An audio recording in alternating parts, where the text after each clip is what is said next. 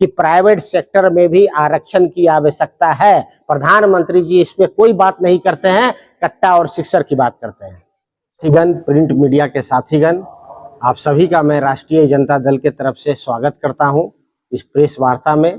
हमारे साथ जिला के प्रेसिडेंट हमारे हैं अखलू राम जी और हमारे जिला के प्रवक्ता संजय जी हमारे साथ में हैं। जैसा कि आप जानते हैं कि कल ही माननीय प्रधानमंत्री जी कैमूर जिला में आए थे, भभुआ में आए थे।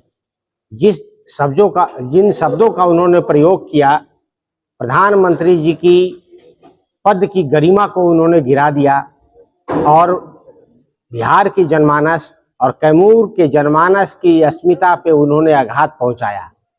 जिन शब्दों का उन्होंने प्रयोग किया, कट्टा, सिक्सर, ये ऐसे लग रहा था कि प्रधानमंत्री ये बनने के लायक नहीं है। लेकिन प्रधानमंत्री 2024 में हम लोगों ने जो मूवमेंट चलाया था इंडिया अलायंस का, संविधान बचाओ का, वो अधूरा रह गया, 240 पे वो अटक गए। लेकिन बिहार विधानसभा का जो चुनाव है, इस माध्यम से हम बिहार में भी सरकार को बदलेंगे और साथ में केंद्र में भी सरकार को बदला जाएगा।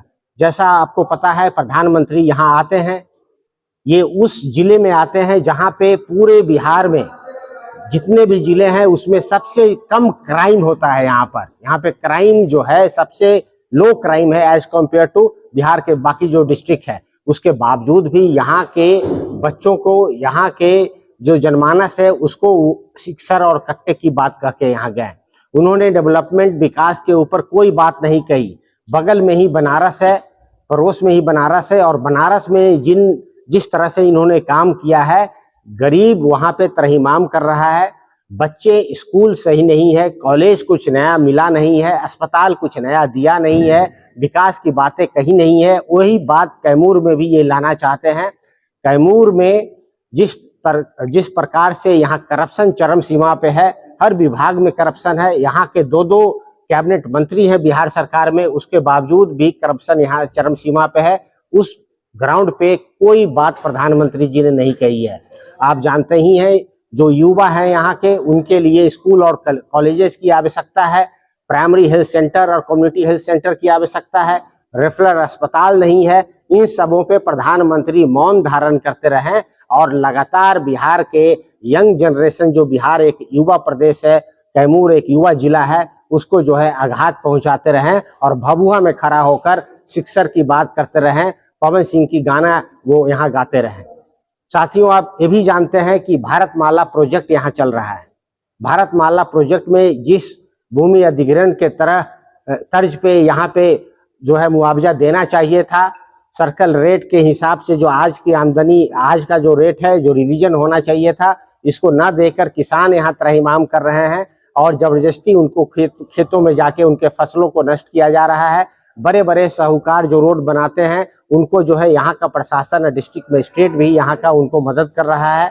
इतना ही नहीं, जो यहाँ मुंडेश्वरी धाम है, मुंडेश्वरी धाम में जो पर्यावरण है, पर्यावरण कुपोषित है, पर्यावरण में विस्तार होना चाहिए था। इसके ऊपर भी जो सबसे पुराना भारत का एक मंदिर है, उसके ऊपर भी जो है प्रधानमंत्री जी मौन धारण करके यहाँ से चले गए और कट्टा और सिक्सर की बात, यहाँ से क्राइम की बात कर चले गए। आप ये भी देखिएगा, जिस प्रकार से औद्योगिकरण होना चाहिए था पूरे कैमूर में, उसके ऊपर भी ये कुछ बात नहीं इन्होंने किया।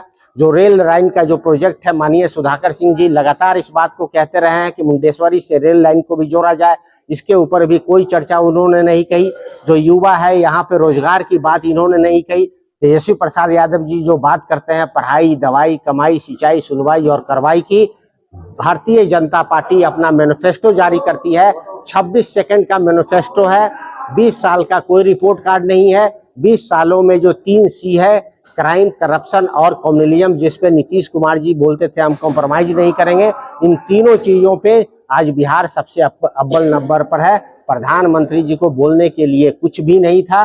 प्रधानमंत्री जी विफलताओं का इमारत खड़ा कर दिया है कैमूर में। उसी का जो जिक्र जो है कट्टे और बंदूक और सिक्सर से यहाँ बात कर वोट लेना चाहते हैं। लेकिन हमारे नेता तेजस्वी प्रसाद यादव भी कल कैमूर आ रहे हैं और यहाँ पे भी जो जनसभा वो करेंगे, मोहनिया में, रामगढ़ में और भभुआ में।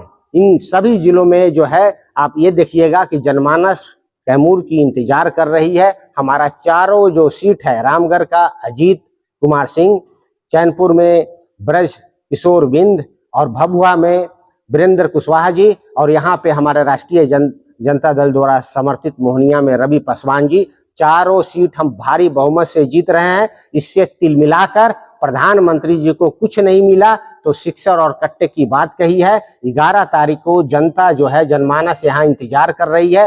वोट के माध्यम से चोट पहुंचाकर बिहार सरकार को भी बदलेगी, तेजस्वी जी को मुख्यमंत्री बनाएगी, और जो केंद्र में जो अधूरा सपना रह गया था संविधान के निर्माताओं का, जो संविधान के मूल्यों का उल्लंघन किया, सम्राट अशोक के जो चक्र हैं, जो मूल्य हैं, जो आइडिया ऑफ इंडिया है, इसको उन्होंने विखंडन करने की जो गहरी साजिश की थी।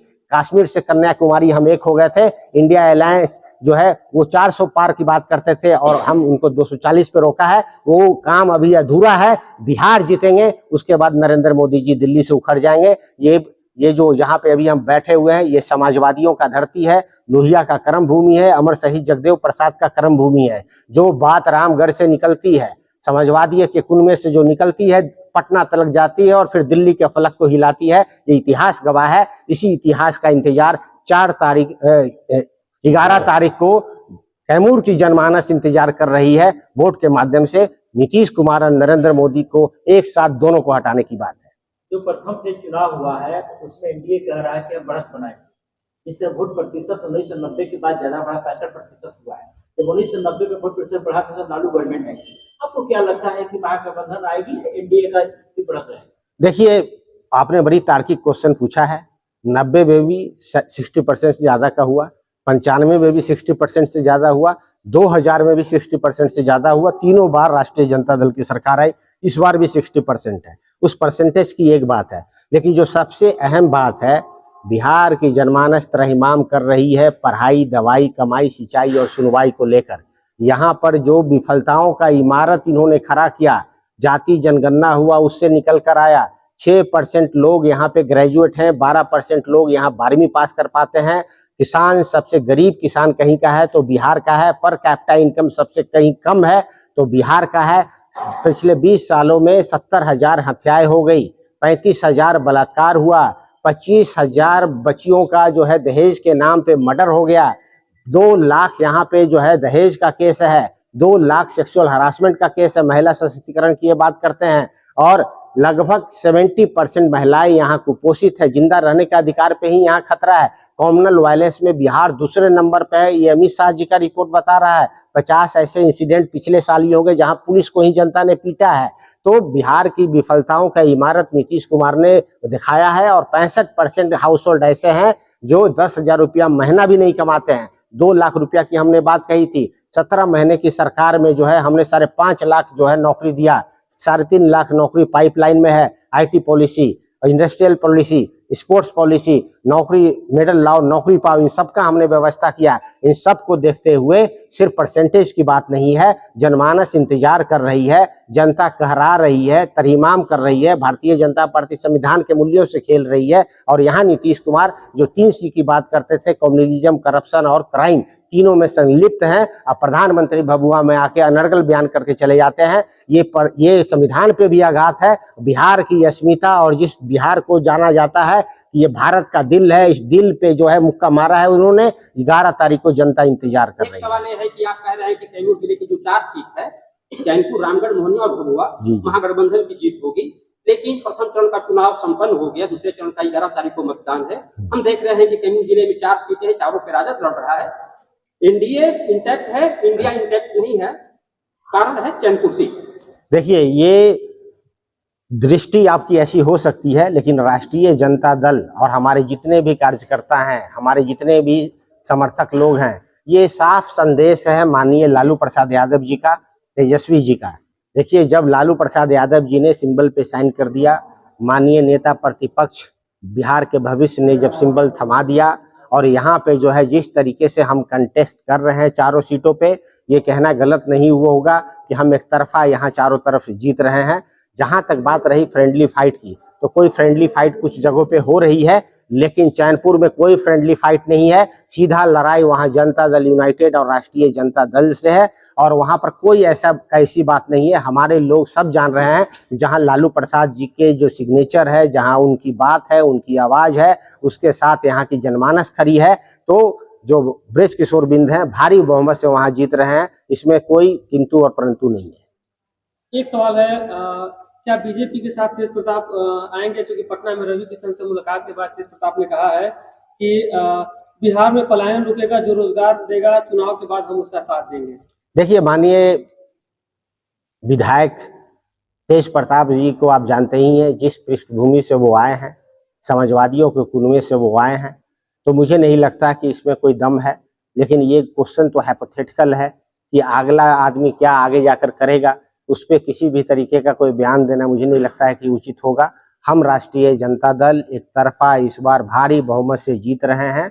हमारा ध्यान सिर्फ जो है अर्जुन की तरह मछली के आंख पर है, और वो चीज है कि जिन लोगों ने संविधान के अशोक चक्र को धूमिल किया है, उसको हम लोग दिल्ली से और बिहार से, पटना से उखाड़ कर फेंकेंगे। समाजवादियों का कुनवा का सरकार बनेगा। जनता जो तरहीमाम कर रही है, पढ़ाई लिखाई, दवाई कार्रवाई और सुनवाई को लेकर, किसानियत यहाँ खत्म हो गई है, इन सब मुद्दों को लेकर जो हम लोगों का जो विजन प्लैंक है, जो हम लोगों का मैनिफेस्टो है कि हमने 2500 रुपया जो है हर महिलाओं को देंगे, हर घर में जो नौकरी देने की हमने बात कही है, जो तेजस्वी जी ने कहा है वो आज तक किया है। और इस बात को मानकर चलिए कि हम जो है जो आरक्षण जो 65% तक हम लोगों ने बढ़ाया था, जिस आरक्षण को नीतीश कुमार ने वापस भाजपा में गए, वो इनके साथ अलायंस किया, तो इस आरक्षण को भी खत्म कर दिया। पहले वाले आरक्षण के तर्ज पे हमने 5.5 लाख नौकरियां दी थी, और हमारी जब सरकार आएगी, केंद्र में भी जब हमारी सरकार आएगी, तो इसको हम 9वीं अधिसूची में डालकर फिर से हम रिस्टोर करेंगे 75% आरक्षण। जो गरीब गुरबा है, जो गांधी कहते थे, जो पैदान में अंतिम व्यक्ति है, जो डिसीजन मेकिंग प्रोसेस में जिनको लाना है, लालू प्रसाद यादव जी उसके लिए जाने जाते हैं, समाजवादी कुनबा उसके लिए जाने जाते हैं, चाहे जगदा बाबू हो यहाँ पे, चाहे सुधाकर सिंह जी हो, या फिर जो भी समाजवादी कुनबा आप जो इस शाहबाद के क्षेत्र में, रोहतास के क्षेत्र में आप जानते हैं, हम लोग सब उसके लिए तत्पर हैं कि बिहार की जनमानस को किस तरीके से उनकी अस्मिता की रक्षा की जाए। जो कि गुजरात वाले जो लोग हैं, यहाँ कॉलोनी बनाना चाहते हैं। बिहार पहले ब्रिटिश राज का कॉलोनी था, आज के दिन में गुजरात का कॉलोनी यहाँ बनना चाहता है। तो इसी कारण से आप देखिएगा, पिछले 10 सालों में 2,85,000 का प्रोजेक्ट गया है गुजरात में, और मात्र 85,000 का प्रोजेक्ट आया है बिहार में। तो वोट यहाँ से लेना है, फैक्ट्री वहां लगाना है, और हम लोगों को जो है पढ़ाई के लिए प्लान, दवाई के लिए प्लान, कमाई के लिए प्लान, सिंचाई के लिए प्लान, और यहाँ पे बिजनेसमैन यहाँ पे सुशासन देख के यहाँ से भाग जा रहा है। तो प्लान की प्रक्रिया को हम लोग रोकेंगे। सारे मैनिफेस्टो में हम लोगों ने इसके ऊपर बहुत गहरी चर्चा कर उसमें इनकॉर्पोरेट किया है। हमारी कमेटी थी, उस पर सभी पार्टियों की कमेटी थी, आप 10 मीटिंग हुई है। लेकिन दूसरे तरफ रिपोर्ट कार्ड उनको देना चाहिए था एनडीए वालों को, नीतीश कुमार को 20 साल का, लेकिन प्रधानमंत्री जी कट्टा और शिक्षक की बात कर ये रिपोर्ट कार्ड दे रहे हैं। उनका मैनिफेस्टो 26 सेकंड का था, आप लोग सब जानते हैं। उस मैनिफेस्टो में कुछ नहीं है, सिर्फ पन्ना है ऊपर प्रधानमंत्री का। प्रधानमंत्री कल जो बयान में अपने बताए वहाँ भाषण में कि उनका साफ साफ ये कहना था कि डालमिया नगर जो बंद हुआ है वो किसके पीरियड में बंद हुआ है, ये पूरे जनता को पता है कि राजद टाइम में इतना बड़ा कारखाना बंद हो गया। इसका वजह सिर्फ और सिर्फ राष्ट्रीय जनता दल है। उसको कैसे देख रहे हैं? देखिए, ये जो क्वेश्चन है, ये क्वेश्चन बहुत अच्छी है, लेकिन यहाँ पे जितने भी यहाँ पत्रकार बंधु हैं, इसके गहराई में जाइए। 20 साल से सरकार नीतीश कुमार की, 11 साल से सरकार नरेंद्र मोदी जी की, बंद जब हुआ उसकी ये बात कर रहे हैं। 91 में नया आर्थिक नीति लागू हुआ। जब आर्थिक नीति नया लागू हुआ तो उन्हीं प्रदेशों में फैक्ट्रियां और कंपनियां लगी जहां पे इंफ्रास्ट्रक्चर था और जहां पर कैपिटा इनकम ज्यादा था, लिटरेसी लेवल था। उस तर्ज पे देखिएगा तो जितनी भी कंपनियां लगी, प्राइवेट कम्पिटिटिव मार्केट में जो है, यहाँ से कंपनियां स्मॉल स्केल और मिडिल स्केल कंपनियां बंद हुई और बड़े बड़े राज्यों में जाके लगी। उसको रिस्टोर करने का काम जो है केंद्र सरकार का, वाजपेयी जी के समय का है। ये अगर डालमिया जो अभी उपेंद्र कुशवाहा जी हैं, उस वहाँ के सांसद थे, तो उसको लेकर भी उन्होंने आंदोलन चलाया। वो भी सरकार जो है नरेंद्र मोदी जी की सरकार थी, वो भी असफल हो गए और वहां से दूसरी बार जाके फिर वो मुद्दा नहीं बना पाए। तो ये सारी जिम्मेदारी जो है नीतीश कुमार और नरेंद्र मोदी जी की है। अगर आपको लगता है फैक्ट्री लगाने का, तो भभुआ में आप कट्टा और सिक्सर की बात नहीं करते, यहाँ फैक्ट्री की बात करते। तो नरेंद्र मोदी जी को कहने के लिए आज के दिन में कुछ नहीं है, उनके पास कोई रिपोर्ट कार्ड नहीं है। इल्जाम वो 1990 का लगाते हैं, राज उन्होंने खुद 30 साल किया है, 20 साल उन्होंने किया बिहार में और 10 साल 11 साल से वो यहाँ पर है। रामगढ़ प्रत्याशी अजीत सिंह ने मंच से कहा है कि अगर मैं नहीं जीतूंगा तो तेजस्वी मुख्यमंत्री नहीं बनेंगे। क्या यह धमकी है या किसी तरह का प्रदर्शन है जनता? देखिए, प्रजातंत्र में, जमहूरियत में जनता भगवान होती है और प्रजातंत्र की प्रजातांत्रिकरण की अवधारणा संविधान के निर्माताओं ने दिया हुआ है। एक वोट, एक महत्व और एक वैल्यू, आप जानते ही हैं। अगर कोई मायावती ने एक वोट से सरकार गिरा दिया, वाजपेयी की नहीं गिर गई।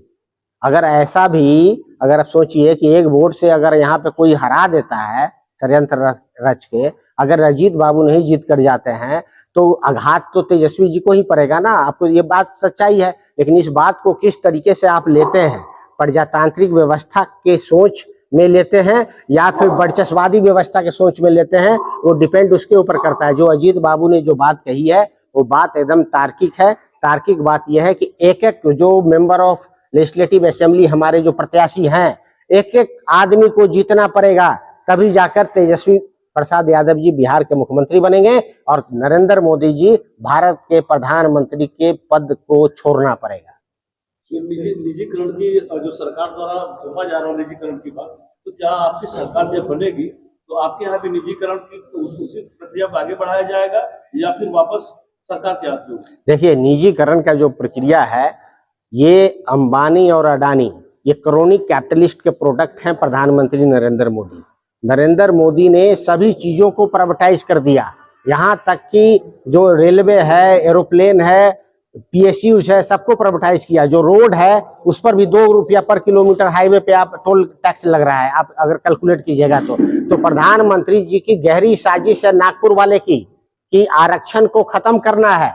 अगर सरकारी में अगर नौकरी निकलेगी तो आरक्षण देगा, गरीब गुरुबा जो है आके नौकरी करेगा, फिर जाके अपनी आवाज उठाएगा। तो इस आवाज को बंद करने की गहरी साजिश है। सरकारी संस्थाओं को, सरकारी उपक्रमों को और सरकारी संसाधनों को, जो ये नेचुरल संसाधन है, उसको भी अडानी और अंबानी बड़े बड़े साहूकारों के हाथ में बेचने की गहरी साजिश है, ताकि गरीब का बच्चा जो है, अंतिम व्यक्ति जो खड़ा है, उसको आरक्षण से जो है रोका जाए। इसीलिए राष्ट्रीय जनता दल का आंदोलन ही ये चल रहा है।